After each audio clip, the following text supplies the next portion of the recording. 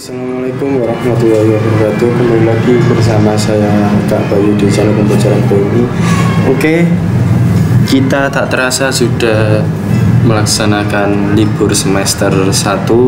Sekarang kita masuk di semester 2. Materi yang kita bahas yaitu sudah bab 5, menjalin kerukunan. Ini materi bahasa Indonesia kelas 2 ya, tahun pelajaran 2023-2024. Nah, sebelum kita mulai, silahkan subscribe terlebih dahulu, aktifkan loncengnya, kemudian like ya. Kita masuk di bab 5 ya, judulnya tadi menjalin kerukunan. Tujuan pembelajarannya yaitu yang pertama, menjelaskan informasi dan kata sapaan dari fabel ya. Terus yang kedua, menyampaikan pendapat tentang gambar pada fabel melalui diskusi menggunakan tanda koma dalam kalimat. Mengidentifikasi kata benda, kata sifat, antonim. Mengategorikan kata kunci atau informasi berdasarkan gambar. Memperagakan percakapan berisi ungkapan permisi, silakan, dan berterima kasih ya. Yang terakhir, menulis cerita pengalaman dengan bantuan pertanyaan menggunakan tanda baca dan huruf kapital yang tepat. Nah, ini nanti kita bahas satu persatu. Makanya videonya jangan di skip, tonton terus videonya agar saya menyampaikannya kepada adik-adik secara utuh ya, dan semoga paham. Yang pertama, dongeng tentang hewan. Ada dongeng yang tokoh-tokohnya adalah hewan. Dongeng ini disebut dengan fabel. Cerita dalam fabel tidak benar-benar terjadi, namun fabel memiliki amanat yang dapat ditiru dalam kehidupan sehari-hari. Oke, buku cerita tentang binatang namanya fabel ya. Kejadian itu tidak benar-benar terjadi, namun ada amanat yang dapat ditiru dalam kehidupan sehari-hari kita ya. Kita masuk di informasi dalam fabel. Tokoh yaitu pelaku dalam cerita. Watak adalah sifat yang dimiliki tokoh. Alur tentu saja jalannya cerita. Amanat pesan yang ada di dalam cerita. Latarnya bisa latar suasana seperti sepi atau rame, latar tempat seperti di rumah, latar waktu bisa seperti pagi hari. Nah, ini latar ya, keterangan tentang suasana, tempat, waktu dalam cerita atau dalam buku cerita kalian. Kemudian kata sapaan dalam fabel. Kata sapaan digunakan untuk menyapa orang lain. Dalam fabel ada kata sapaan. Berikut beberapa kata sapaan dan contoh. Nama diri, contohnya kancil dan kura-kura. Sapaan keluarga, ayah, ibu, dan kakak. Nama gelar atau pekerjaan, tuan, nona, pak guru, dan dokter. Nah, ini ada kata sapaan dalam fabel seperti ini contohnya ya. Kemudian kita masuk di slide selanjutnya. Saya kira materi yang saya sampaikan ini tidak terlalu cepat ya. Kalau terlalu cepat videonya bisa dilambatin, atau jika kurang paham videonya bisa diputar terus atau diulang lagi videonya sampai adik-adik paham ya. Nah, di slide selanjutnya ini dalam kalimat contoh kata sapaan yang disajikan sebelumnya perlu diawali dengan huruf kapital. Hai tupai, tunggu aku. Huruf kapital yaitu T ya, dan awalan kalimat. Nah, yang dua, aku izin bermain bola. Ya, ibu. Ibu tentu saja huruf kapital, awalan kalimat aku, A, juga huruf kapital. Selamat siang, Bu Guru. Nah, ini juga ada yang tanda merah, huruf kapital. Seperti itu. Paham ya? Mudah sekali. Nah, gambar pada fabel. Setiap gambar memiliki informasi.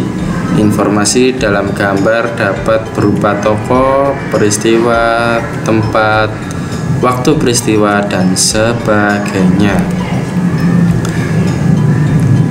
Kita masuk di materi kedua, tanda koma pada kalimat. Fabel tersusun dari kalimat-kalimat. Kalimat memiliki tanda baca. Salah satu tanda baca adalah koma. Kita masuk di slide selanjutnya, yaitu penggunaan tanda koma. Tanda koma digunakan untuk memisahkan bagian-bagian yang diperinci. Ya, contoh sebutkan alat komunikasi, bisa laptop, tanda koma, handphone, tanda koma. Seperti itu ya. Tanda koma juga digunakan seperti kata penghubung, seperti tetapi. Nanti ada contohnya ya. Perhatikan kalimat berikut. Ada gajah, tanda koma ya, merak, tanda koma lagi, singa, tanda koma, dan jerapah di hutan. Tanda koma memisahkan bagian-bagian yang diperinci, yang sudah saya sebutkan di awal slide ini ya. Tanda koma memisahkan bagian-bagian yang diperinci. Mereka ingin menyerah, tetapi mereka ingin dapat menangkap si kancil. Tanda koma sebelum kata hubung.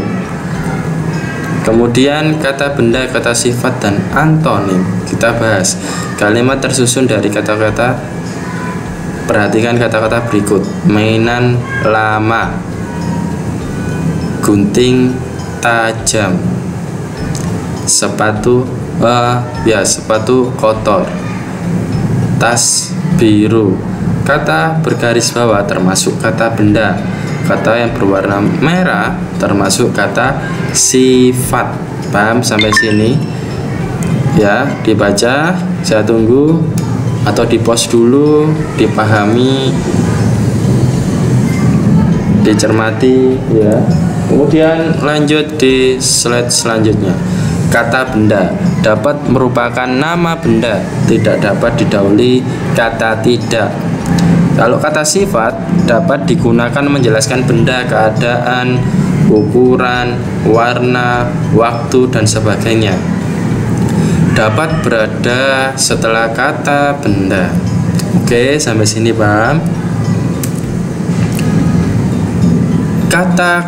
Ada kata-kata yang maknanya berlawanan dengan kata lain. Kata ini disebut dengan antonim. Ya, perlawanan kata. Tipis lawannya tebal, lama lawannya baru. Tajam berarti tumpul, kotor berarti bersih. Ada contoh lagi, silakan tulis di komentar ya, agar semakin banyak contoh, semakin memudahkan teman-teman kalian yang melihat YouTube-nya Pak Bayu untuk belajar dan mengetahui contoh-contohnya antonim. Kemudian ungkapan permisi, silakan, dan terima kasih. Ucapan permisi saat ingin bertanya kepada orang lain dan saat akan berjalan melewati orang lain. Ucapannya yaitu permisi. Ucapkan silakan artinya memberikan izin kepada orang lain, misalnya memberikan izin untuk bertanya dan meminjam barang ya. Yang ketiga yaitu ucapan terima kasih setelah mendapat izin, bantuan, pujian, atau hadiah dari orang lain ya. Ketika mendapatkan barang dari orang lain, ucapkan yang pertama adalah terima kasih. Selanjutnya bacalah percakapan berikut ini ya. Permisi Adi, apakah topi itu milikmu? Adi menjawab, ya, topi itu milikku Benny. Wah, topimu bagus sekali. Adi pun menyampaikan kata terima kasih Benny, apakah aku boleh meminjamkan topi itu? Jawabnya Adi, silahkan Benny. Seperti itu. Yang tulisannya berwarna merah yaitu sesuai dengan pembahasan di slide ini ya.